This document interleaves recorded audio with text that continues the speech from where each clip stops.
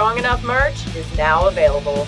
Go to strongenoughpod.com and see all the things that you can get to show your strong enough pride, as well as remind people and yourself that you are strong enough and you are worth it.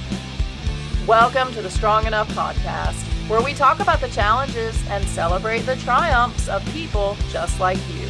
I'm your host, Claudia. Today's guest is going to talk about how she was able to ditch her self-sacrificing, people-pleasing, and need for external validation. She's going to share what life has been like now that she's able to live as her true self. Please help me welcome Anya Keefe. Anya, I am so grateful and blessed to have you here with me today. How are you doing? I'm doing so good, Claudia. Thank you so much for giving me a platform to tell my story and to speak. I appreciate you doing that so much for not just me, but for so many other people. But I'm awesome. How about you? I am also awesome, mainly because we get to hang out for a little while together. And, most of the people that I have on the podcast are people that I have never met in person. And, I've had a few that I know face to face, but you are one of the first few guests that I have actually met and then had on the podcast. So, you're kind of a pioneer in this space. How does that feel? Yay, I feel special. As you should. You are special. And, meeting you was a super bright spot on a really early morning a few weeks ago. I am not a morning person for those that know me. And seeing your smiling face was truly a blessing. And we had an amazing conversation over a really tasty breakfast. So that was nice as well. But I don't want to keep raving about you and leave the audience out. So I would love it if you would just share a little about yourself. Absolutely. And I just wanted to say that mirror, mirror, because I found you also very uplifting on that early morning. So cheers to you. Yeah, I came to the United States in 1991 as a child with my family. We immigrated from Russia, and we were placed in Vermont, where we were the first influx of immigrants in that state, in that city. So everybody was in a shock there at that time. And at that time, there was more cows than people over there. So it was a very interesting just culture shock for me altogether. I remember walking into the store, into the grocery store as a little girl, and like seeing all the exotic fruits, seeing bananas and pineapples and watermelon and kiwis, fruits I've never seen before, and so much candy and so much food. That was not how it was in Russia, where I was from. So I just remember being in so much awe of all the abundance that I saw all around me. One of the things that I noticed about you pretty quickly after meeting you was that you're not the typical Russian. And I think I told you that.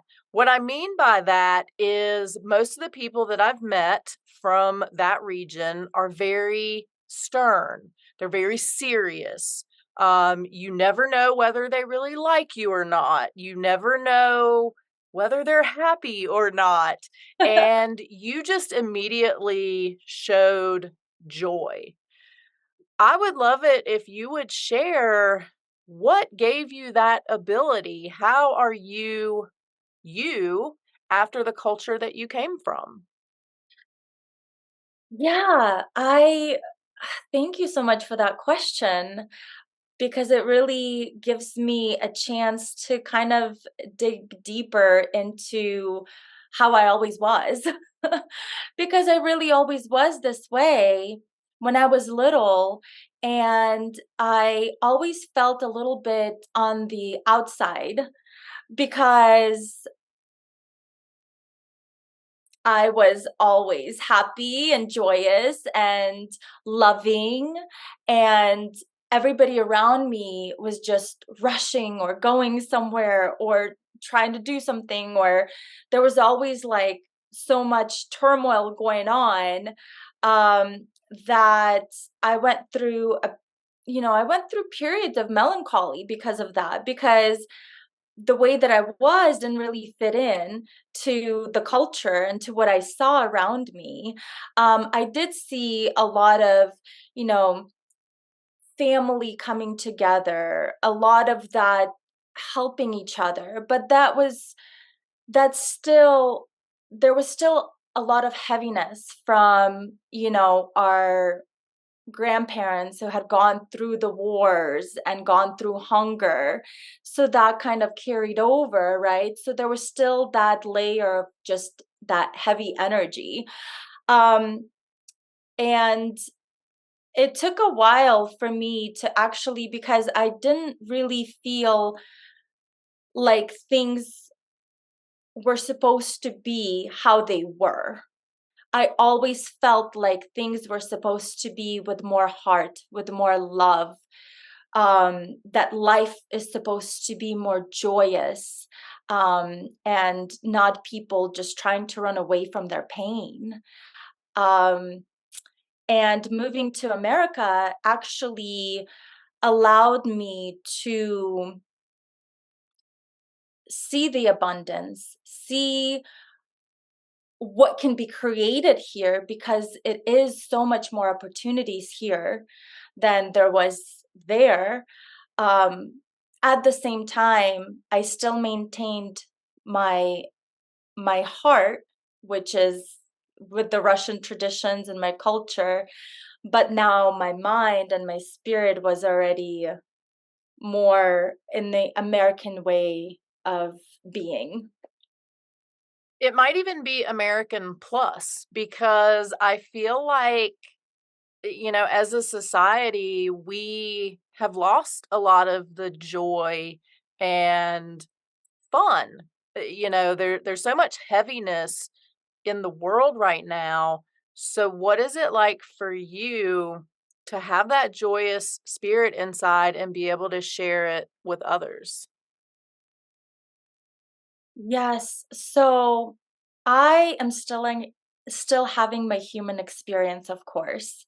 And when I do, I'm not completely under a rock and I'm not completely unrealistic, and I do know what's going on in the world, and I do feel like there's just so much happening right now that I feel like shouldn't be happening at this day and age. Like we should have learned from the patterns and the cycles of our ancestors and history and not let it repeat itself, right? Like that's why we know history, and here we are seeing a lot of the things happening.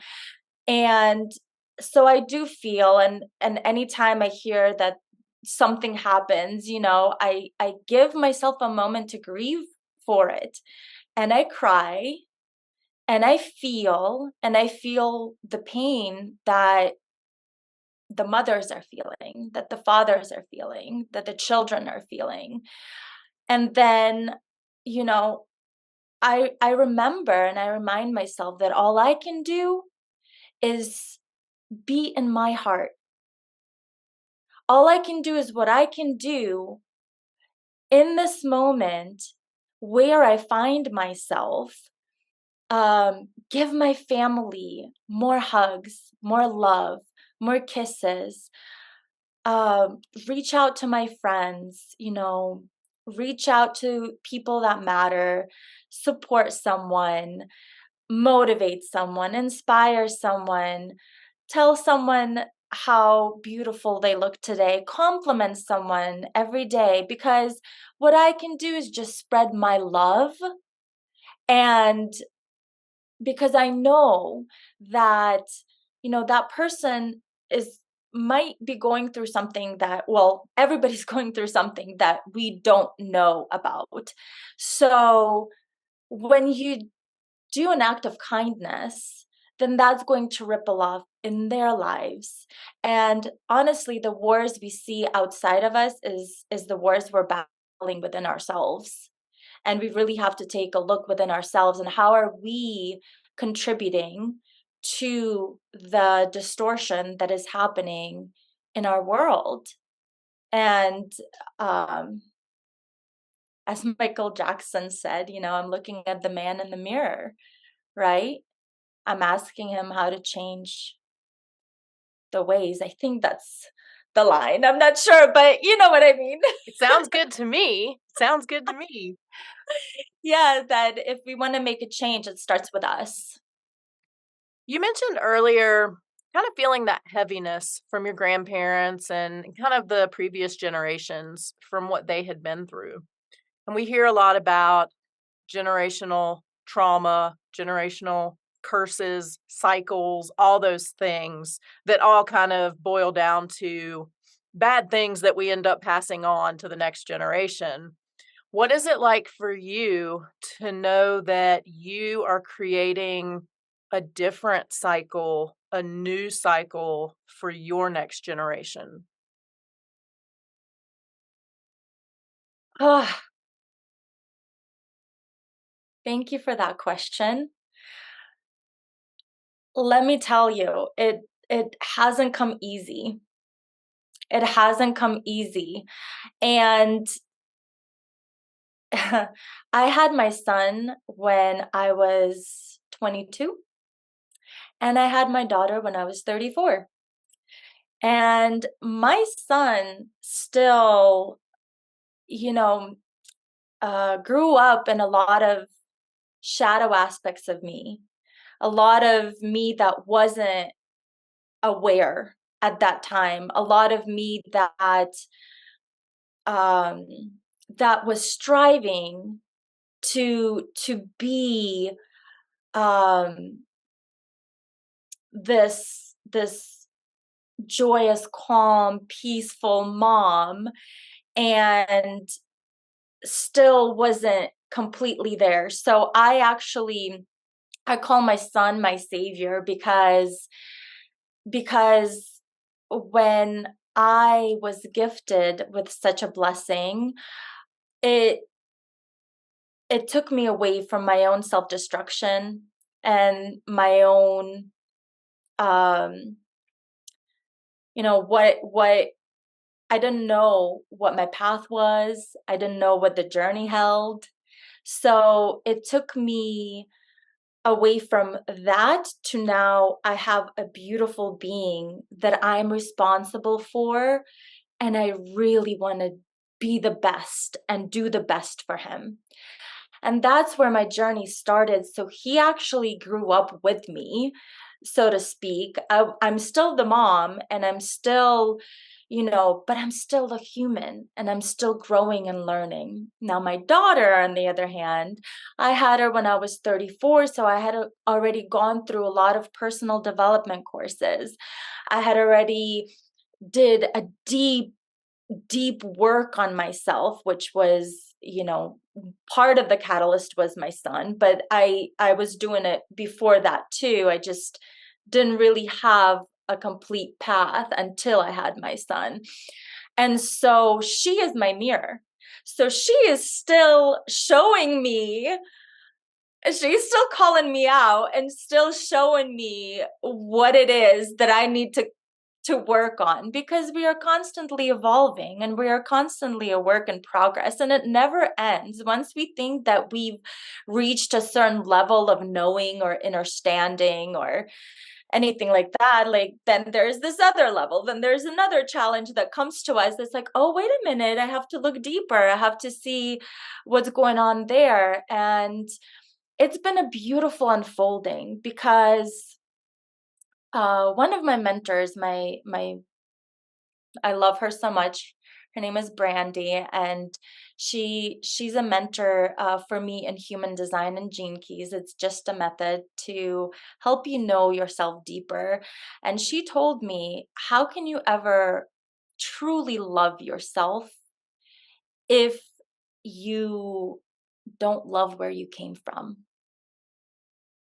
And here I was running away from where I came from because it was chaotic and painful and whatever.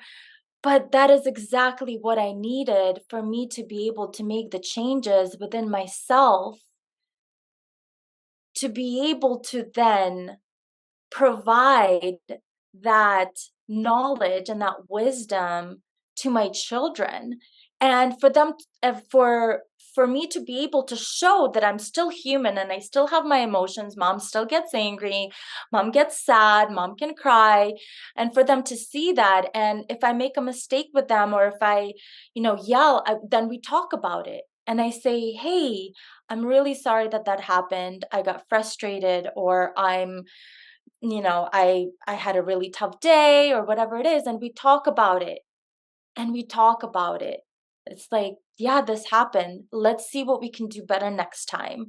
Let's see how we can communicate better next time with each other, because you really mean the world to me and I want us to have the best relationship. And really, that's what it's about, because none of us really know what the heck is going on. We don't know. We don't know. We're doing our best with where we're at all times. I do want to say, earlier you said that you're still the mom and he's the son.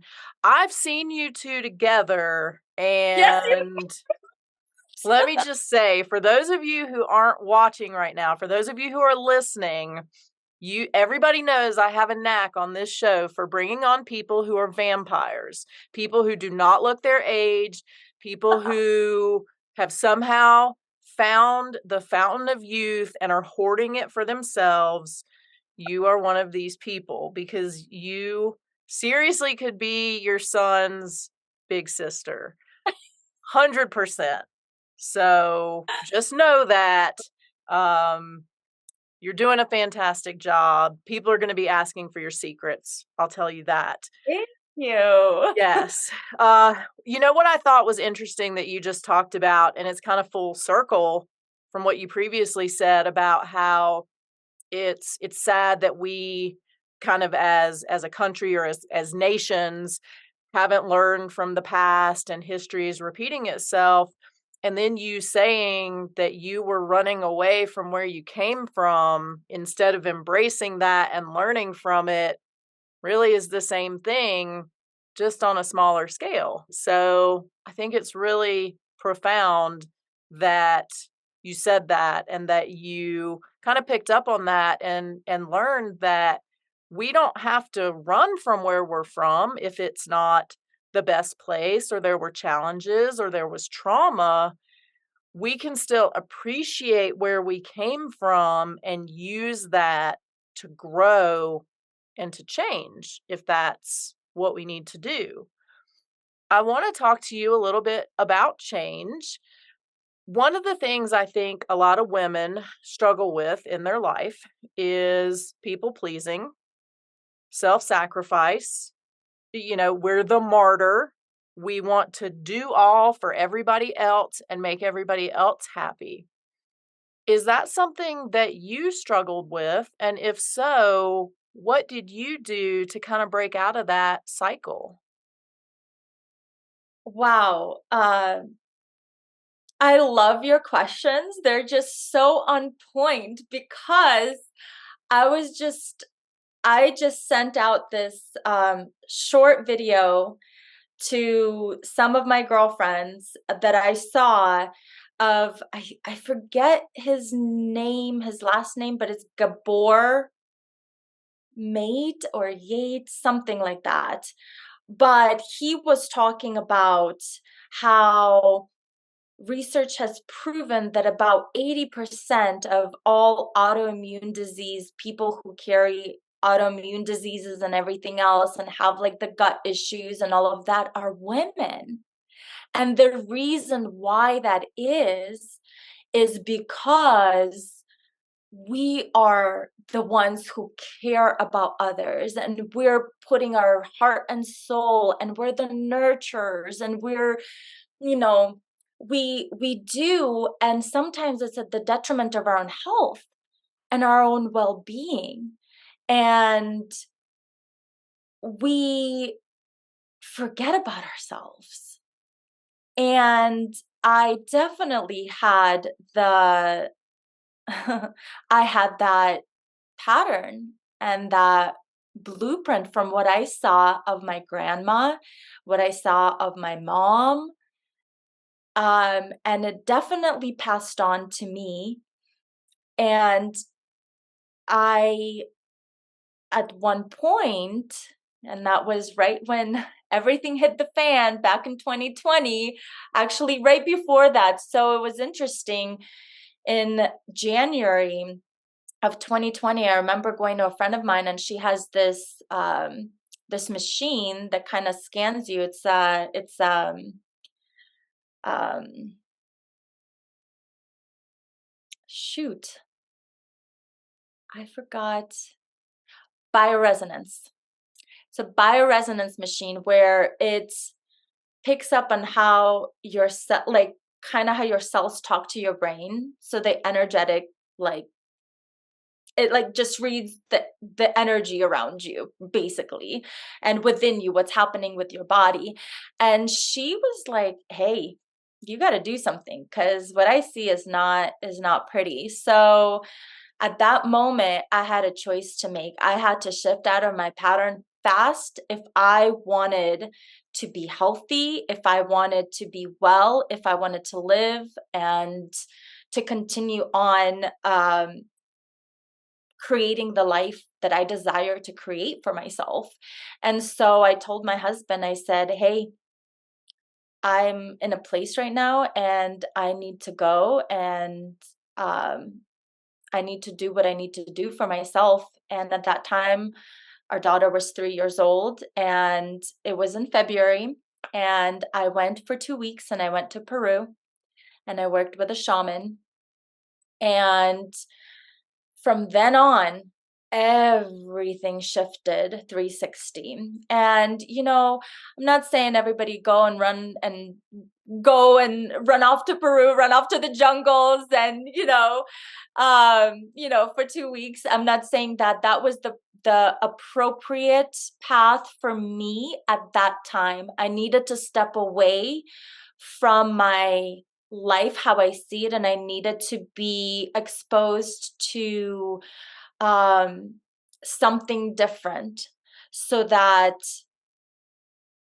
I was able to then bring that back with me and start new patterns. I needed something that was shocking and I needed something that was like, okay. And from then on, the patterns shifted. And then I found Dr. Joe Dispenza, and we had gone to his retreat and went, meditation, breath work. And so the journey took one step by step by step by step, and it unfolds differently for different people.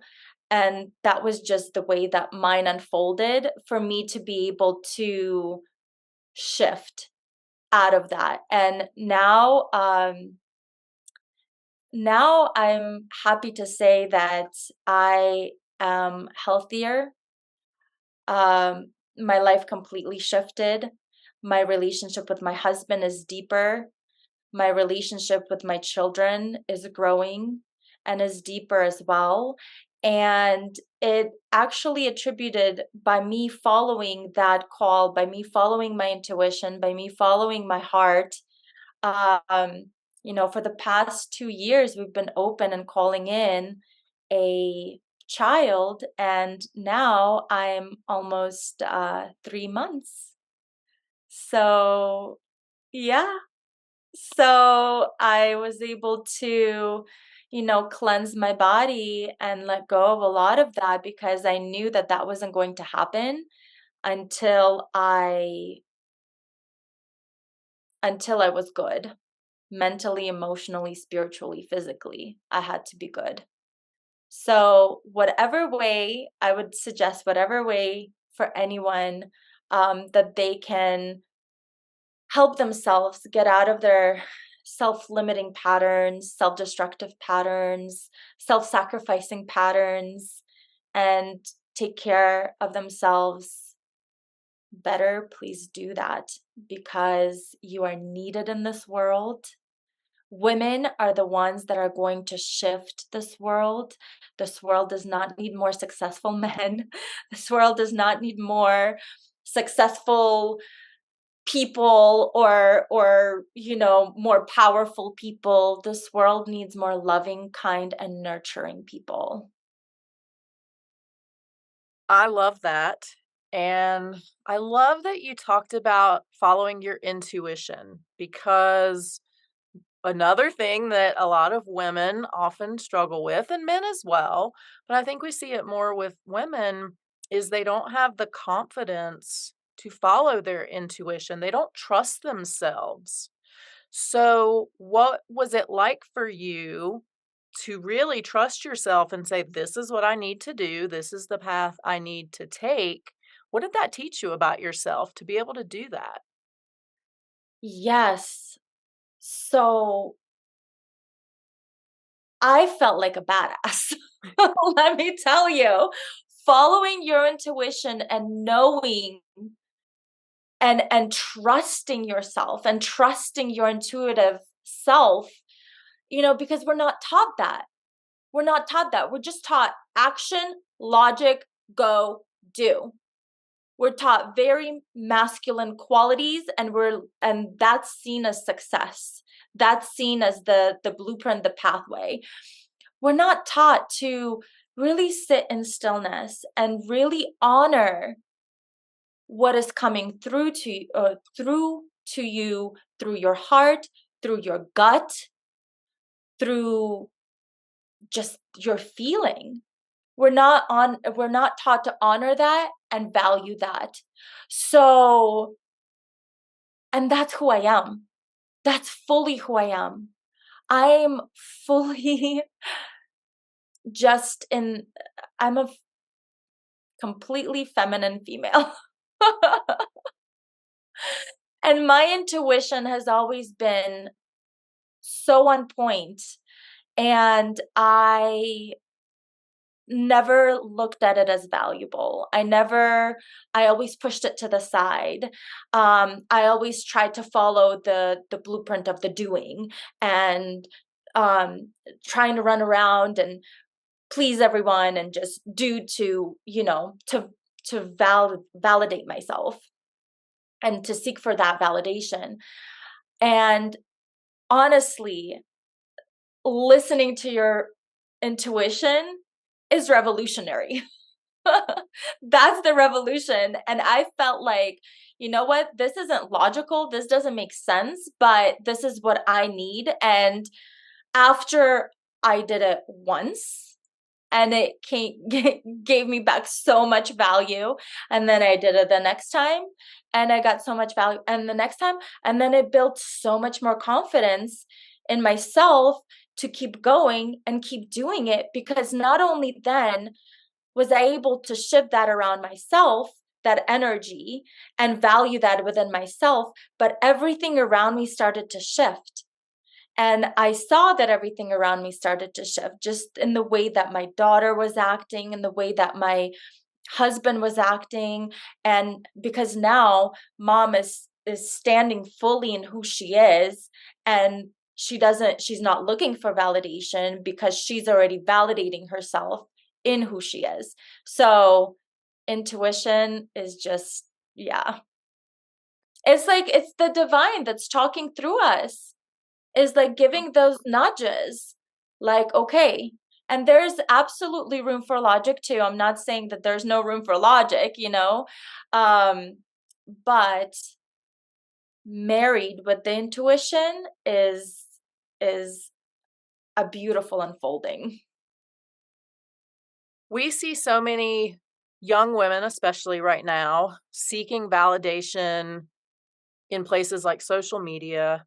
Not only young women, all of us, people of all ages are looking for that external validation and trying to get it from all these different places that aren't inside themselves.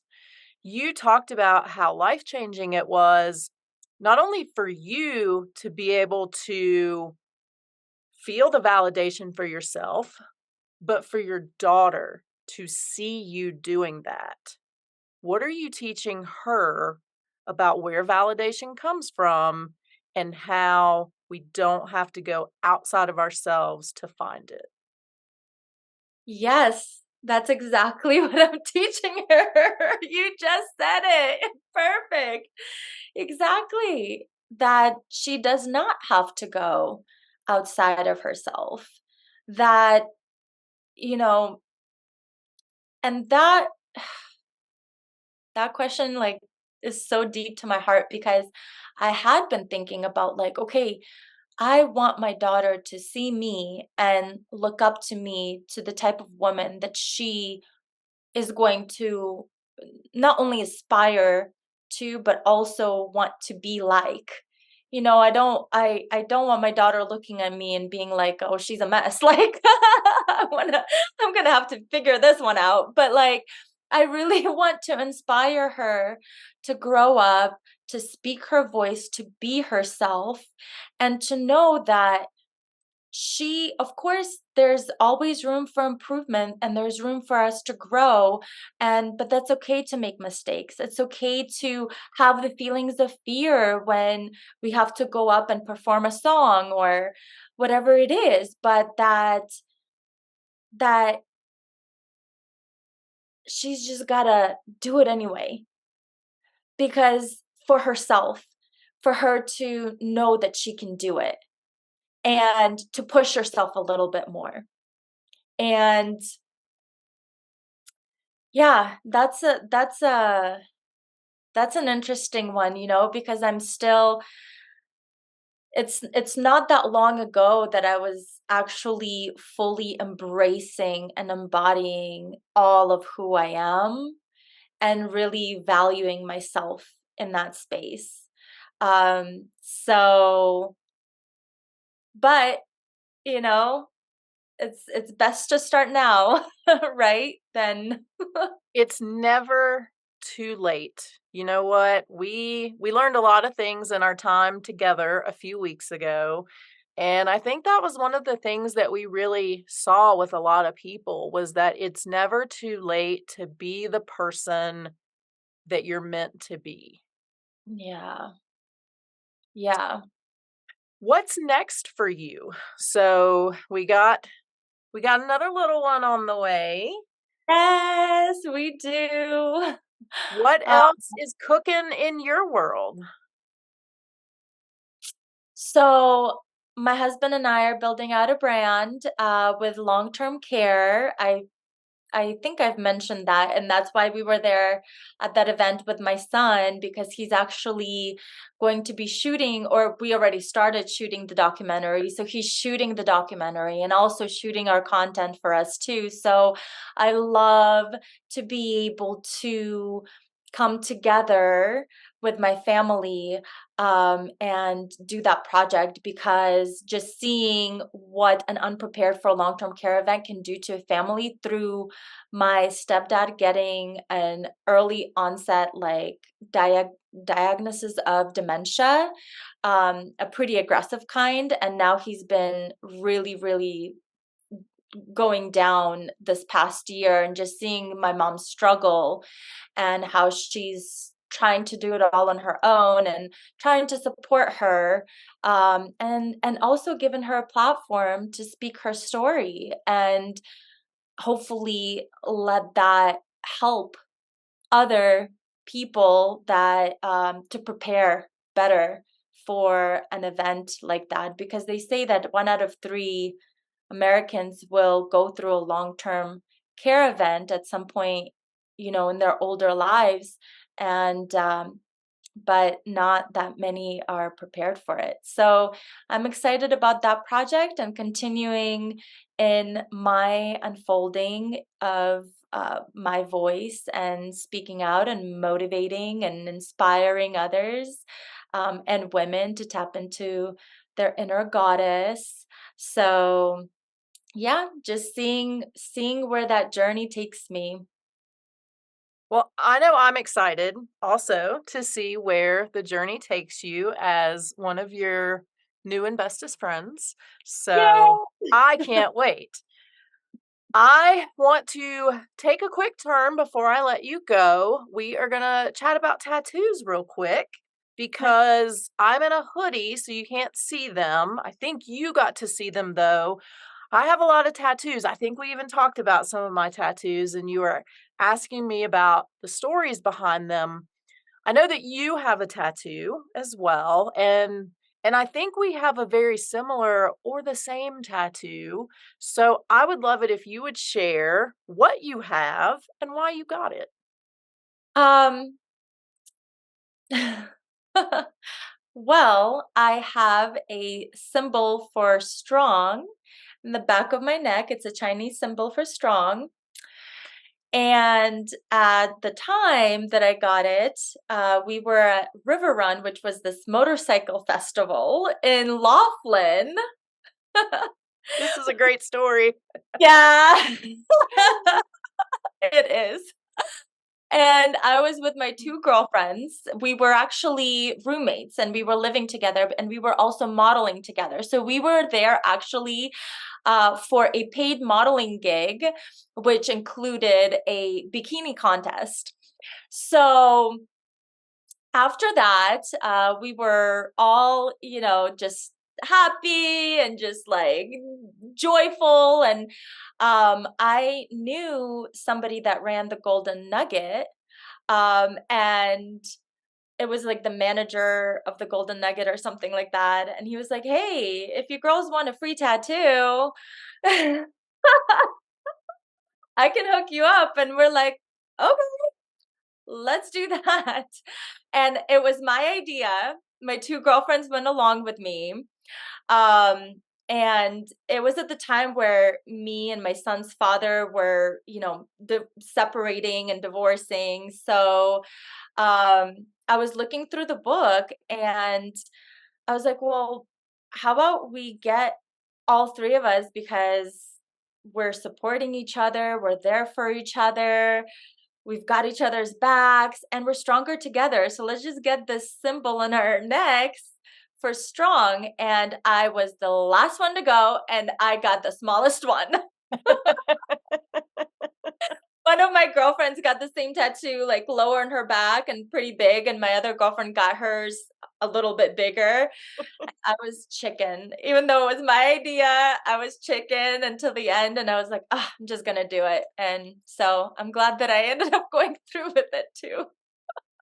And your friends probably would have been a little annoyed with you had you not gone through with it. Yeah, I know. Probably. Are there any other tattoos in your future? I'm not sure. I think that if there is, it would have to be a really good story, something very special. I'm open to it. I'm not opposed to it. Maybe when my daughter grows up, we might want to get like a matching tattoo, but it would have to be something really, really special for me to get another one. I will tell you, you are in the city where I go get tattooed. So Yeah. I'm going to throw it out there. Revolt Tattoos. Go. I'll tell you who to go see. I'll tell you Okay. where to go. I'll come with you. I I will be your golden nugget for your next tattoo. Perfect. My So, I can hook up. yes. Yes. Anya, where can people find you? So if they want to learn a little bit more about your story, if they want to watch your transformation, if they want to know how they can be better prepared for long-term care, or if they want to join us on our tattoo excursion, where can they find you? Well, the best place to see me is probably in my social, which is on Instagram, which is Anya ANYAKEEFE 888. And so that's where I'm at. You can send me a DM if you'd like to talk more or get any tidbits on anything that we've talked about here, go deeper more into it. I'd be more than happy to be there for you and support you in your journey. I know that your inbox is probably now going to be flooded, so be ready for that. Anya, you have been truly amazing. I really appreciate you taking the time to share a little bit about your story and give inspiration and hope to others that they can live out their true joy as well. So, thank you. Thank you so much, Claudia. I so appreciate you more than you will ever know.